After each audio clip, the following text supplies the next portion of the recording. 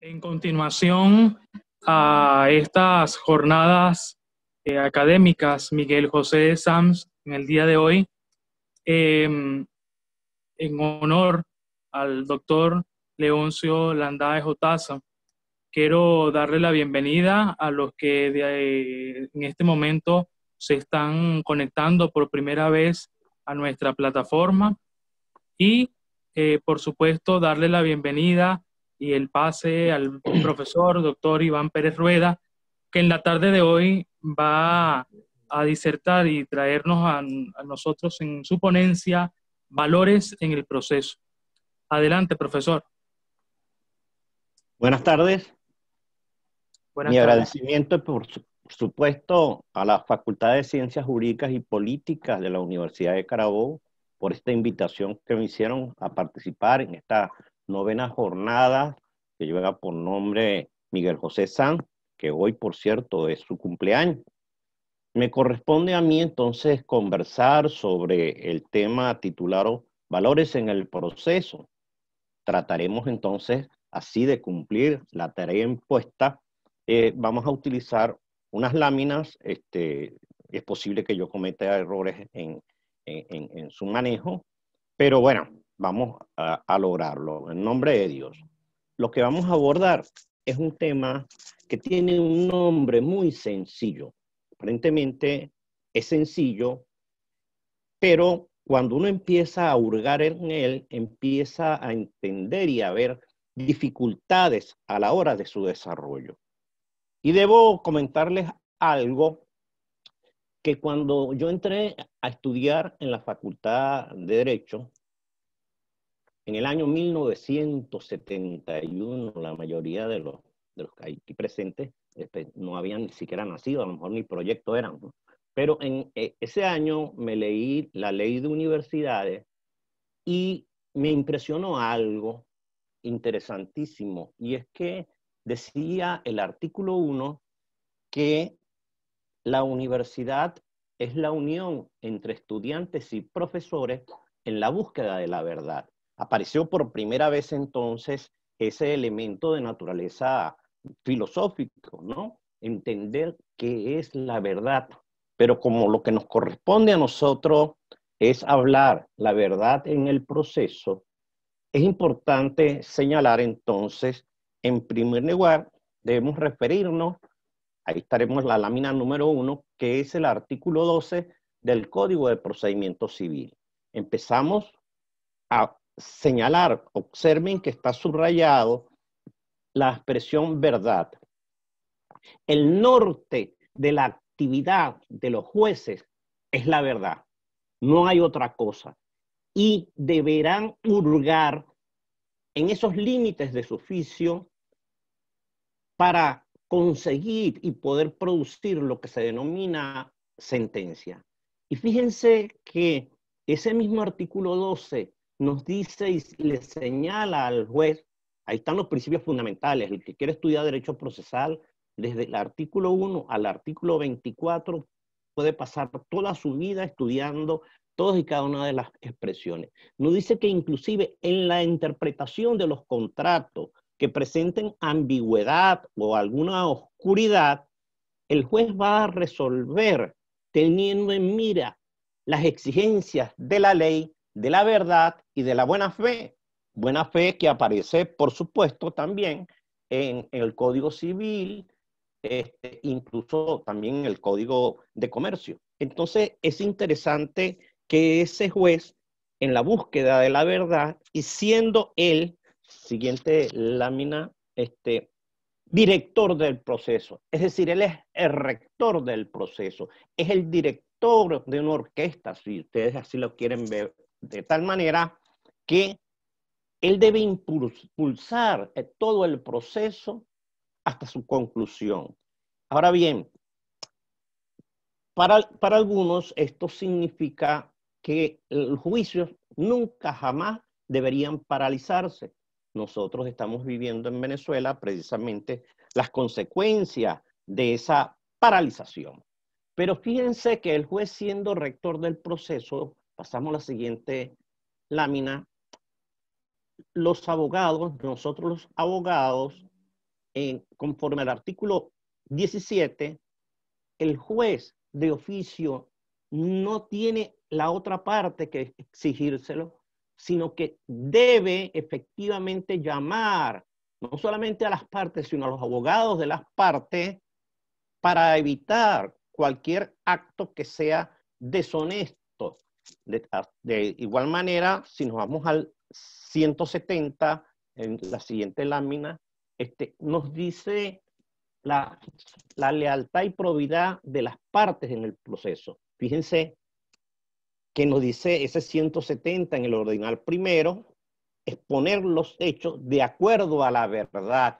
Entonces, ya el juez, por supuesto, tendrá que observar a los efectos de la toma de la decisión, bien sea de una medida cautelar, de una sentencia interlocutoria, observar estos elementos y no alegremente, como muchas veces sucede, en la mayoría de los casos, de una lectura muy somera, incluso ni siquiera, a veces ni siquiera el juez lo lee, sino el funcionario que está encargado de teclear la decisión y se cometen infinidad de errores allí. Por supuesto, el juez dar todo eso y fíjense cómo castiga esa falta de lealtad y probidad de las partes en el proceso.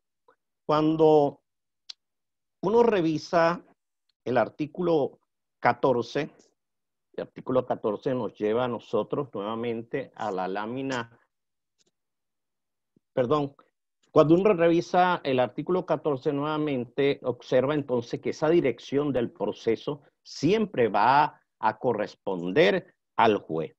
Pero fíjense que esa verdad, el legislador le da tanto poder al juez que cuando revisamos, por ejemplo, la lámina número 5, nos señala que el juez tiene un poder extraordinario, que es el auto para mejor proveer.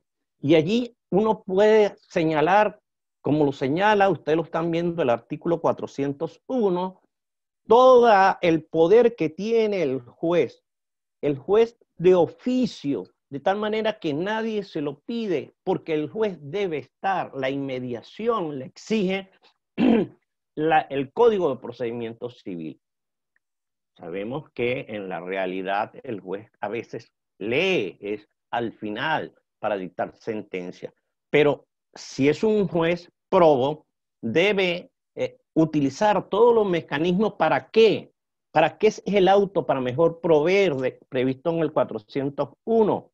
Concluido el lapso probatorio, porque el juez puede presentar dudas y entonces lo resuelve precisamente, la ley le otorga esa posibilidad de ese auto para mejor proveer previsto en el artículo 401. Cuando seguimos leyendo, vamos a la lámina número 6, vemos que en el 514, ese mismo juez de primera instancia, estamos hablando aquí de primera instancia, puede dictar otro auto para mejor proveer y lo hace también de oficio.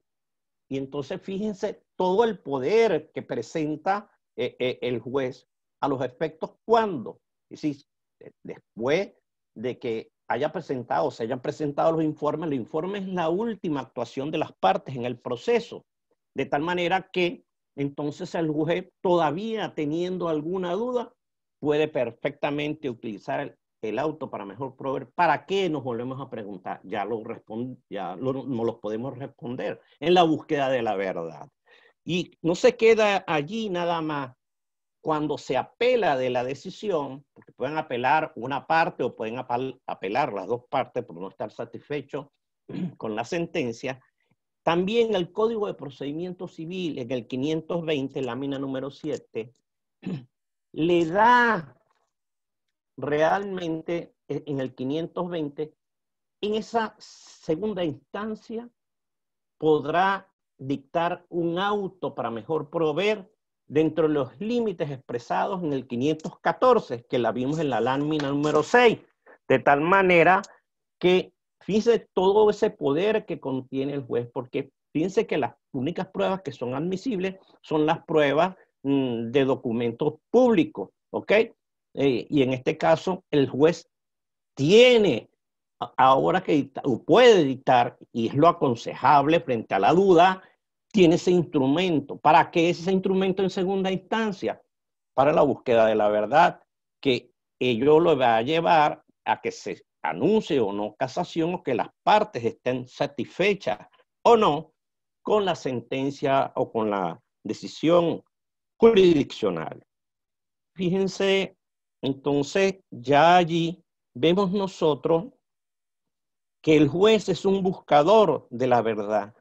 Tiene que buscar de oficio la verdad. El juez debe ser un conciliador en el proceso, en esa búsqueda también de la verdad.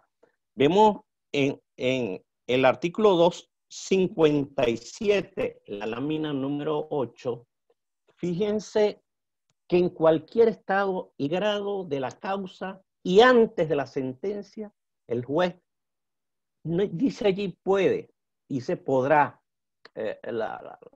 Yo creo que es una obligación del juez, y ya veremos por qué es una obligación del juez, es citar a las partes para que concilien en un momento determinado, exponiéndole cuáles son las razones, visto, habiendo señalado el juez que ha observado que hay dificultades a los efectos de que se pueden conciliar porque puede haber una coincidencia en determinados puntos dentro del proceso, bien sea sobre algo accidental o sobre lo principal.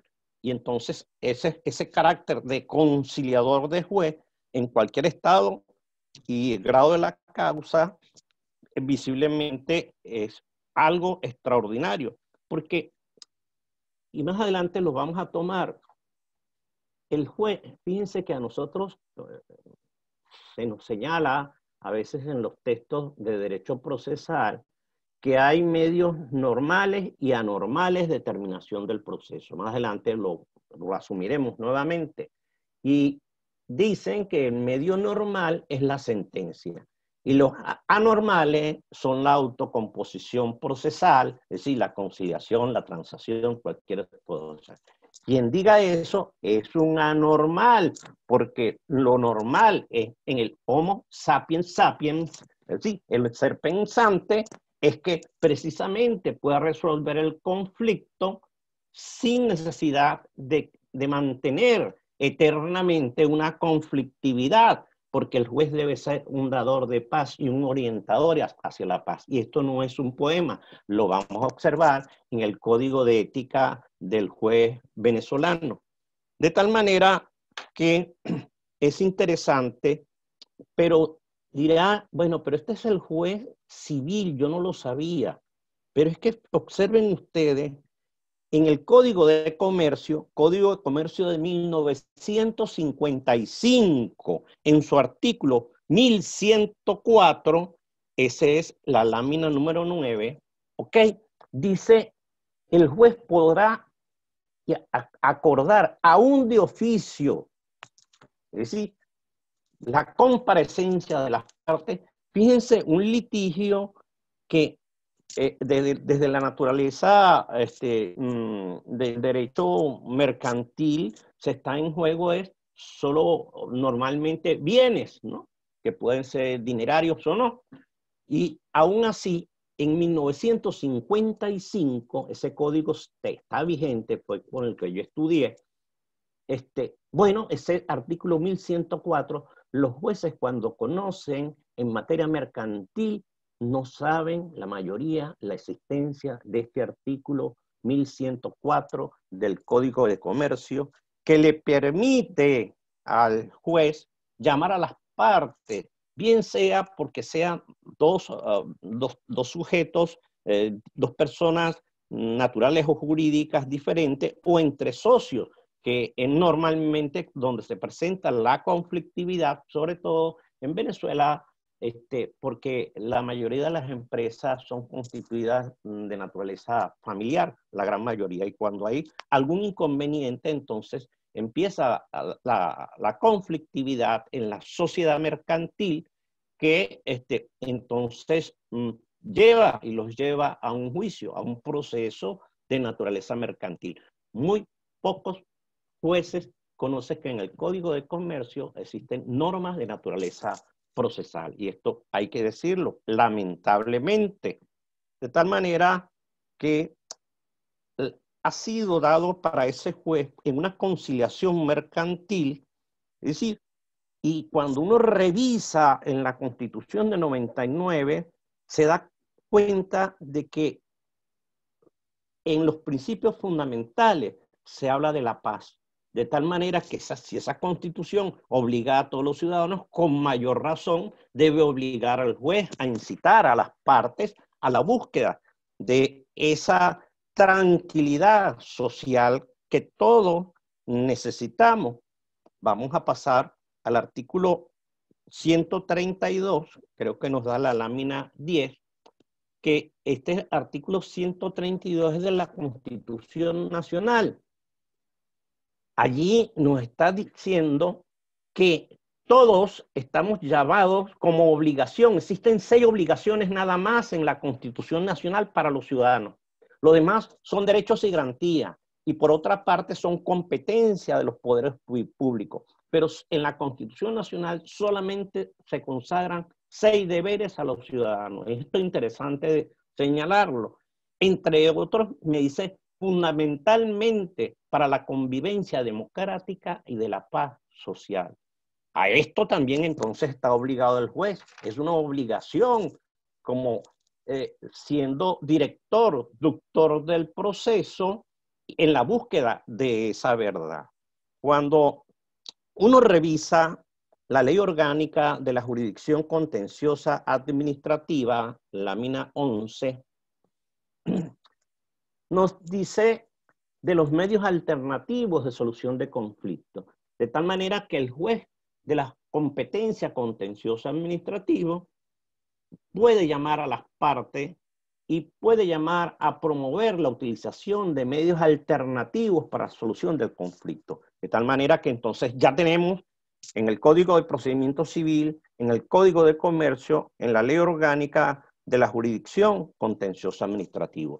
Pero volvamos a los principios fundamentales constitucionales. En la lámina 12 vamos a ver nosotros el artículo 2 constitucional, que es bastante extenso. Por supuesto que dice que Venezuela se constituye un Estado social de derecho y de justicia que propugna como valores superiores de su ordenamiento jurídico, lo estoy señalando así, la vida, la libertad, la igualdad, la solidaridad, la democracia, la responsabilidad social y en general preeminencia los derechos humanos, la ética y el pluralismo político. Frente a esos valores, fíjense que está en el artículo 2, frente a esos valores son principios fundamentales. Está peleando conmigo el audífono. Principios fundamentales, hay un supravalor para lograr todos estos principios que están allí consagrados en la Constitución. Tiene que utilizarse la verdad como instrumento, porque sin verdad no tiene sentido la vida, sin verdad no tiene sentido la libertad, sin verdad no tiene la justicia en la bifurcación a lo que lo señala la Constitución Nacional, no solamente justicia de naturaleza social, sino también justicia de naturaleza jurisdiccional, de tal manera que nos está enseñando el constituyentista que esos principios y esos valores deben informar no solamente al ciudadano, sino a todo el que detenta poder público. Es decir, tendríamos que ubicar en los 5, en la división quintopartita de los poderes, entonces esa obligación fundamental de que esos valores tienen que estar presentes, pero para alcanzar esos valores tiene que hacerse con realmente la verdad. Y fíjense que es tan interesante este artículo 2 y en general todos los principios, pero yo me quise referir a este artículo en concreto, y es que cuando hay conflicto entre normas constitucionales, por ejemplo, La norma constitucional que habla del Ministerio Público que puede ejercer acciones cuando se ha visto afectado el patrimonio de la República. Pero también existe otra norma en la propia Constitución que dice que el Procurador General de la República es representante extrajudicial y judicial de la República. De tal manera que hay una contradicción allí de quién entonces debe tener esa pretensión frente a la República. Visiblemente que tiene que irse a los principios fundamentales, a la división de poderes y entender en qué momento pueda darse. Fíjense que también, por ejemplo, en la Constitución hay una contradicción donde me dice que el registro civil corresponde a la primera autoridad civil, es decir, a los alcaldes, y primigeniamente se pasó toda esa competencia de las gobernaciones a las alcaldías, pero después, cuando leyeron la parte en lo que toca el poder electoral, se dieron cuenta que entre las competencias estaba el registro civil y electoral, de tal manera que podían superponerse. Entonces, la manera como se resolvió fue que hay una colaboración de poderes, entendiendo a través de los principios fundamentales, es decir, una búsqueda de la verdad. Cuando uno revisa los elementos de soberanía, que están también en los principios fundamentales, en el artículo 5, en la lámina número 13, si no me equivoco, nos dice allí que esa soberanía reside intransferiblemente en el pueblo. Perfecto. Ella nos lleva al ámbito de naturaleza judicial. Cuando vemos la lámina 14 en el artículo 253, nos habla a nosotros del poder judicial y del sistema de justicia.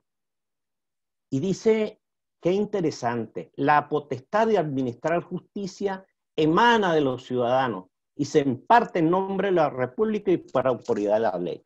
Si adminculamos nosotros el artículo 5 que vimos en la lámina pasada con el 253, nos damos cuenta que hay una imbricación perfectamente que es un acto de soberanía.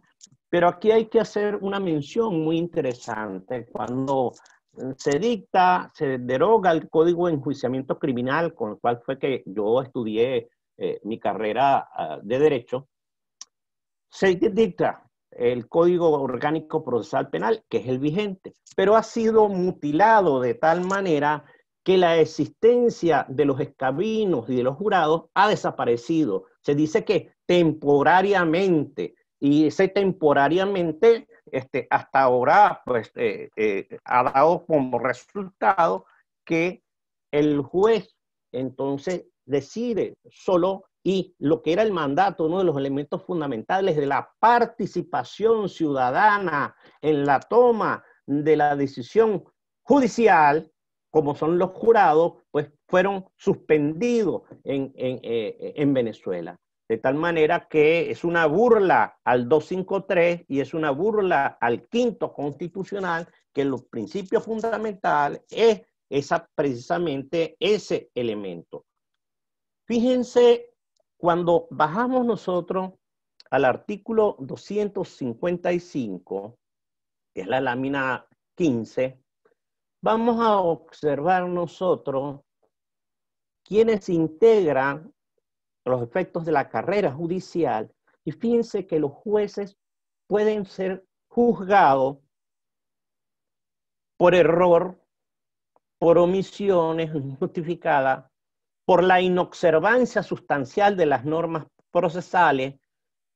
Las normas procesales las acabamos de ver, por denegación de justicia, parcialidad, por los delitos de cohecho y prevaricación en que incurran en el desempeño de sus funciones. Ustedes me preguntarán, ¿cómo es eso que un juez prevarica?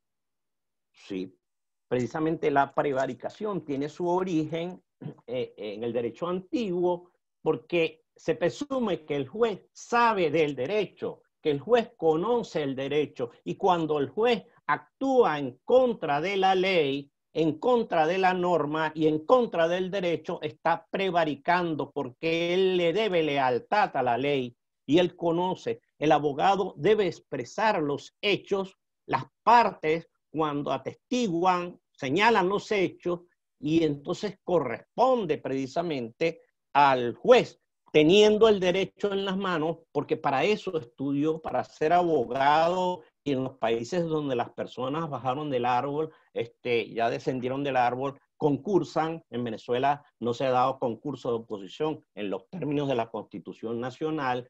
Entonces, allí ese juez está facultado, tiene todo el poder y el conocimiento. ¿Para qué? Para la búsqueda de la verdad. Y cuando el juez dicta sentencia, o, por ejemplo, en el caso de retardos, omisiones, inobservancias sustanciales de normas procesales, ese señor ha cometido real y efectivamente elementos de prevaricación. Es interesante entonces trabajar con esto y saber a qué se refiere.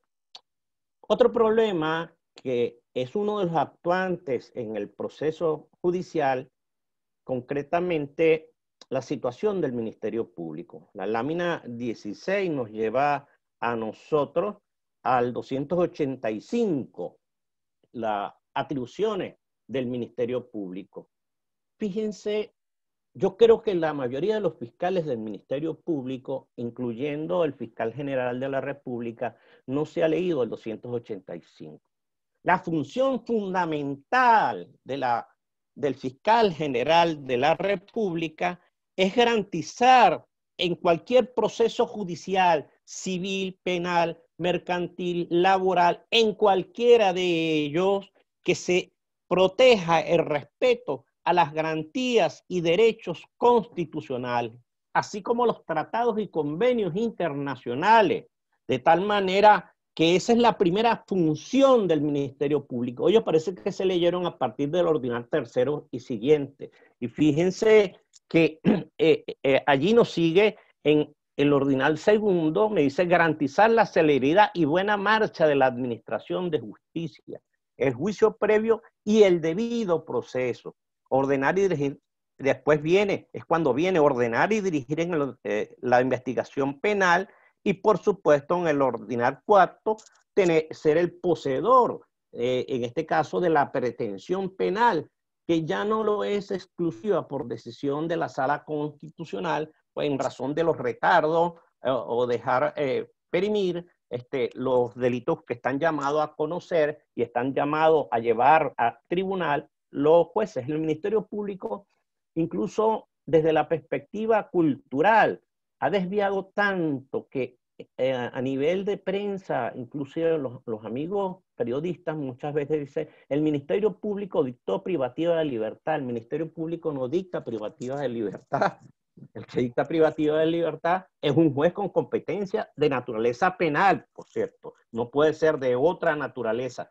Ni siquiera la Sala Constitucional, que se ha arrogado esa competencia de dictar en materia de amparo, de incumplimiento de las sentencias de amparo, ellos dictan una sentencia de naturaleza penal. Eso es una aberración de todas, pero por supuesto viene acaeciendo en Venezuela. El Ministerio Público, los fiscales hoy en día mandan la experiencia de mis colegas que se dedican al área del derecho penal, nos señalan que los fiscales incluso se sobreponen, se montan por sobre el juez y obligan al juez muchas veces a la toma de unas decisiones que pudieran ser contrarias a él.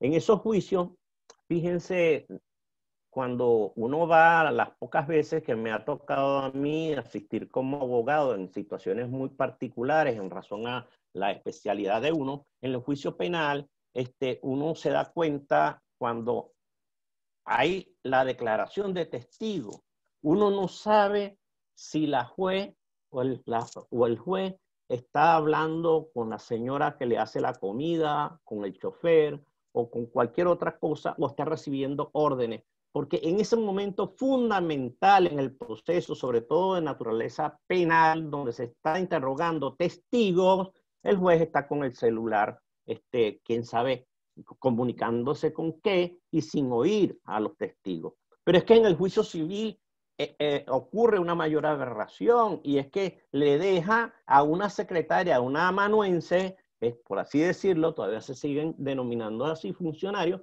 para que en el interrogatorio de testigos intervenga. Y solamente cuando las partes presentan una situación conflictiva, que hasta se ha llegado de agresiones de naturaleza física, no solamente verbal, entonces llaman al juez. El juez estaba allá solo en su soledad, en su laberinto, en otras funciones y no presenciando precisamente el interrogatorio de testigos. ¿Qué inmediación hay allí? Ninguna. De tal manera que, perdón, es una aberración como ha transcurrido el proceso en la búsqueda de la verdad. Fíjense, cuando uno revisa el artículo 31 de la Constitución Nacional, ya se me acabaron las láminas, para que descanse, allí nos establece el artículo 31 algo importantísimo y que nos toca, y es una realidad. Cualquier ciudadano puede hacer valer ante los órganos internacionales sus derechos cuando no fueren atendidos en el área interna. ¿Se cerró? No. En el área interna. Entonces, que tengo aquí con el doctor que me está ayudando, especialista, ¿no?, en estas lides tecnológicas. Bueno, la Sala Constitucional del Tribunal Supremo de Justicia ha desconocido las decisiones por ejemplo, de la Comisión Interamericana sobre Derechos Humanos y de la Corte Interamericana sobre Derechos Humanos. Es decir, alegando unos elementos de nacionalidad que ya no se compaginan, por cuanto que Venezuela es firmante de esos tratados de protección de los derechos civiles y políticos. Y si bien Venezuela pudiese haber renunciado a ser miembro de la OEA, pero no puede renunciar a mi derecho constitucional. Usted renuncia a su derecho, pero en la Constitución Nacional a mí me dice que una vez que se firmaron ese pacto es para la protección del ciudadano. ¿Cómo usted va a renunciar a mi derecho si usted no tiene facultades para renunciar a lo que es mío, lo que es de todos y cada uno de los habitantes del territorio nacional, no solamente venezolanos, sino también extranjeros, que vean con ocasión de que su asunto no ha sido resuelto, sino todo lo contrario? Y entonces estas sentencias que han emanado, por ejemplo, de la Corte Interamericana sobre Derechos Humanos, la Sala Constitucional la ha ordenado por sentencia que no se apliquen y que no se ejecuten en Venezuela. De tal manera que lo ha hecho en varias oportunidades. Cuando uno revisa eso, se da cuenta también que existe un código de ética del juez venezolano. Y dice que el juez debe buscar la verdad para la suprema felicidad de las partes en el proceso, de tal manera que probidad, honradez, veracidad, lealtad, dignidad, respeto a la ley, racionalidad, solo se logra con la verdad. Cuando, ya para finalizar, espero no haber consumido todo el tiempo, voy a citar una frase del Evangelio de San Juan, que dice realmente en el capítulo 8, versículo 31, solamente la verdad os hará libre. Gracias por la atención.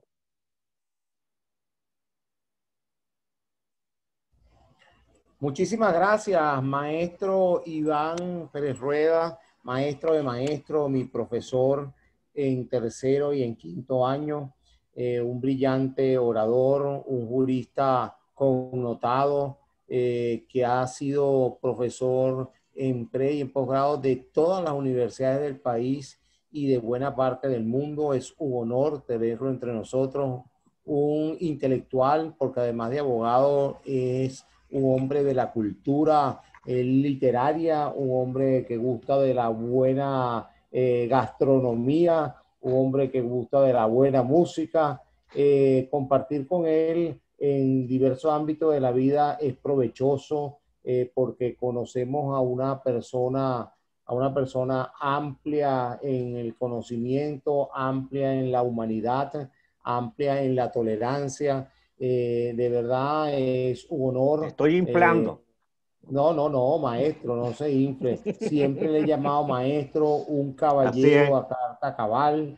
Y de verdad es un honor en estas novenas jornadas, mi José Sanz, tenerlo aquí acompañándonos en esta tarde, disertando sobre lo que son los valores en el proceso, en esa columna vertebral del derecho, como siempre lo han definido, esa parte que tiene que estar más que adjetiva, tiene que estar insuflada por la ética, por la valoración del hombre, por la verdad. Me encantó tanto el principio como el final, porque la verdad quizás es uno de los problemas más difíciles de definir en lo que es el proceso, porque muchas veces creemos que lo alegado y probado en autos, que es la verdad procesal, es suficiente. Tenemos que ir a la verdad verdadera, como decían los procesalistas, y mi querido y siempre recordado Adel Mostafa Paulini, que fue mi profesor de Teoría General del Proceso, la verdad verdadera, lo que deben tener por norte de sus actos los jueces. Y para finalizar, con esa frase evangélica, que la verdad os hará libres. Hermosísima, hermosísima metáfora que nos tiene que ayudar a forjar un mundo en donde la justicia y la paz se encuentren, en donde la justicia y el derecho se abracen. Muchísimas gracias, maestro Pérez Rueda.